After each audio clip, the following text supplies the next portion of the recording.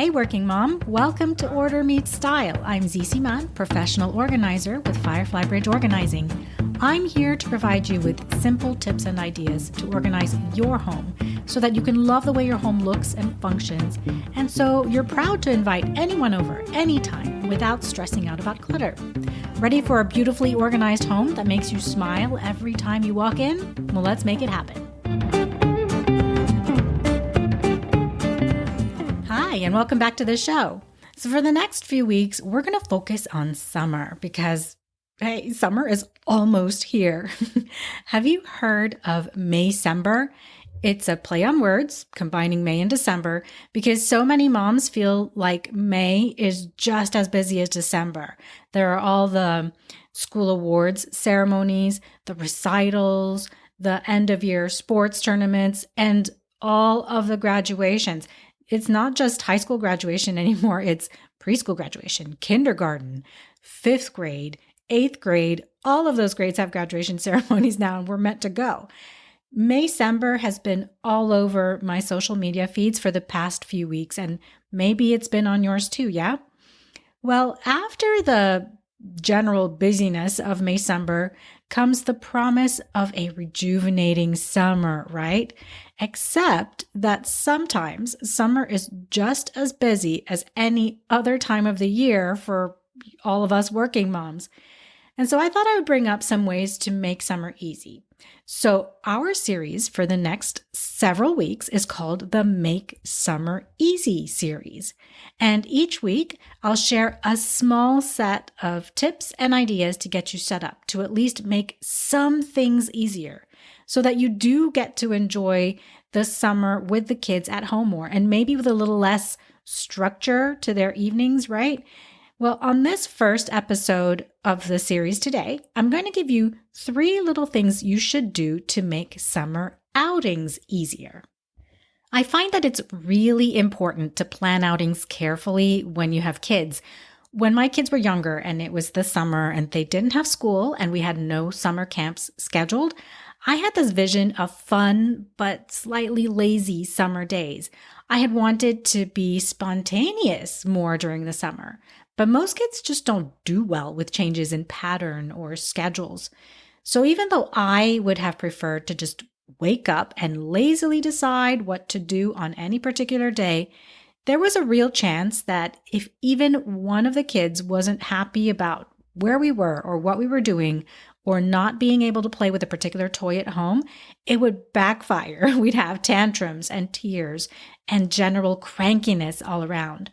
So then I started planning our summer outings for summer days. I gave up my dream of being completely spontaneous when I wanted to take the kids out to do something special. But in return, I got some peace of mind and real enjoyment of those little outings. And that's a big reason that planning will pay off big time for you this summer. Okay, ready for the tips to make summer outings easier? Right, number 1, prepare a summer go bag. This saved me a bunch of times when the kids were babies, but it works even when they're teenagers and you're doing a family outing. At the start of the summer, let's say during the long Memorial Day weekend, find a bag or a backpack that's comfortable for you to carry while still carrying, your toddler. This bag changed for me over the years as the kids got older. I started out with a crossbody, big diaper bag type of bag. We needed a lot of space for a lot of diapers and wipes and changes of clothing and that kind of thing. As they got a little older, I moved to a tote bag that zipped shut. It was crucial at that point that it zipped shut because I dropped it all the time during our outings. And I just didn't want everything to fall out. It was like one less thing to worry about. Now I use an open top canvas tote from Land's End because it's really sturdy and I can throw it in the washer when it gets dirty. This bag has lasted many, many, many, many years. I've linked it up in the show notes so you can get one for yourself if you'd like. Okay, so now you've chosen your bag. You're going to load this bag up with your outing essentials. Make a list.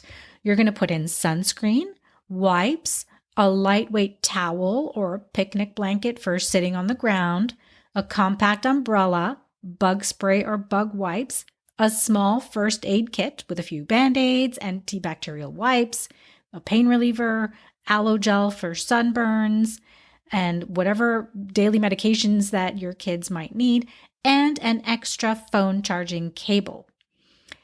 Add whatever else you think are essentials for you and your family that you can pre-pack, right? This bag is going to stay in your entryway or in your mudroom on a hook or in a cupboard or closet there, and you'll just grab it on your way out the door anytime you go on outings. Of course, on the day of the outing, you might need other things, right? You're going to need diapers, you're going to need wipes, snacks and water for sure, your own handbag, your own wallet, and so on. But the idea is that the things that you keep in this go bag will stay there day in and day out for the entire summer. So after you get home from an outing, you wash the towel, you replenish the supplies that you used from it, and it stays put in your entryway, in your mudroom, ready for the next outing. That part requires discipline because you're going to come home tired. The kids might need to be fed, it might be bath time. But take those few minutes to grab whatever you've used from your go bag, replenish them, and toss that dirty towel in the wash right away. And then you'll just grab the towel straight from the dryer and put it right back into the bag. It's going to save you a lot of time and mental energy to have this bag packed up and ready to go for your next outing. And I think that's how you can make summer easy here, by reducing the amount of thought you have to put into planning every time you leave the house with the kids. So try a go bag and let me know what you think.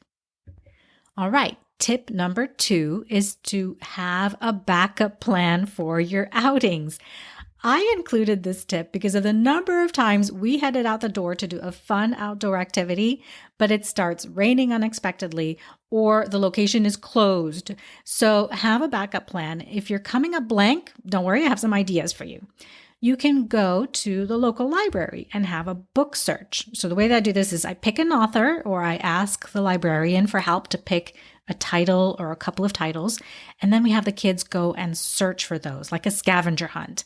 Then you can have some reading time there or join in whatever daily activity the library has going on that day. You could do the same thing at a bookstore. Bookstores are few and far between these days, sadly. But we still have a couple of Barnes & Noble stores here, and they have a children's area that you could spend some time in. Or maybe, and we also have independent bookstores, but they don't have as developed a kids area with the little play area, that kind of thing. But if the independent bookstore in your town has that same kind of setup, that would be really nice.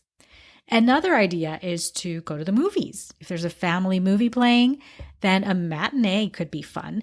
I think most AMC theaters have $5 Tuesday movies. I think that's still a thing, but you can check that out if it's a Tuesday. Or you could go to one of those indoor bouncing or trampoline parks. Sometimes they have different areas for different aged kids. So if your kids vary in age, you'll want to check on that before you go, or they might not be able to bounce together in the same area. You could go to visit a relative or a friend. Impromptu visits are sometimes okay, sometimes not. So you'll have to be the judge there. But it's a change, a welcome change from being at home in your own home. So a different location, if in case your original outing is canceled. And this might be a little odd, but if you have one in your town, you can go to Pottery Barn Kids. Our store here is just fine with kids being in there playing with the toys for a bit, as long as they're not rowdy or making a mess. And I see plenty of moms doing the same thing whenever I'm in there, and everyone's just sipping on their coffee while the kids are gently playing in the store. And it's fun. It's something a little different. My go-to backup plan for non-rainy days was always the sprinkler in the backyards. My kids loved it, and we would sometimes invite the neighbor kids over just to join in. I would attach one of those, just the regular rotating lawn sprinklers that sprinkle water in an arc back and forth. I mean, like the $10 one from Home Depot, nothing fancy. I would put the kids in bathing suits and they would be out there for a long, long time. I would give them some cups or a watering can, and I would ask them to water my plants in the garden. Hey, a little bit of child labor, and they were happy to do it.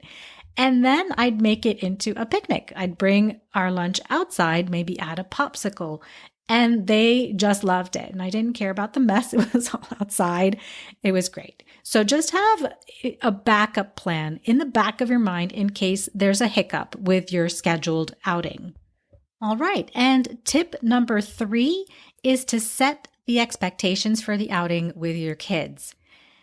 It's a tie for me as to which tip makes summer easier, having a summer go bag ready or this one, setting expectations. This really sets the tone for the entire day, for the entire outing. I mentioned before that kids can be very sensitive to changes in schedules and in patterns, so I think this is truly very important. So maybe during breakfast, talk about what the plan is, but also say that if it rains or if the place is closed, what your backup could be. You could also get them ready for the possible backup, right? Then certainly you want to set the expectations. Will your kids be allowed to take electronics? Or maybe they can use their electronics in the car on the drive, but not once you arrive so that you can all really enjoy your time there. Also, are there any other rules of behavior that you expect of them depending where you're going? And explain the consequences if they break these rules, whatever your consequences are. Check if they have questions, and then you want to ask them if they're all in, if they're on board with the outing and the rules. It really makes the outing more enjoyable, of course, when everyone is mentally ready for it. So I hope you try out these 3 little tips to make summer outings easy and let me know how it goes for you. And we're going to continue next week with the Make Summer Easy series with another set of tips to get you ready for a more enjoyable and a more rejuvenating summer. Thank you for listening today. I hope you enjoy your day, and I'll meet you here again next week.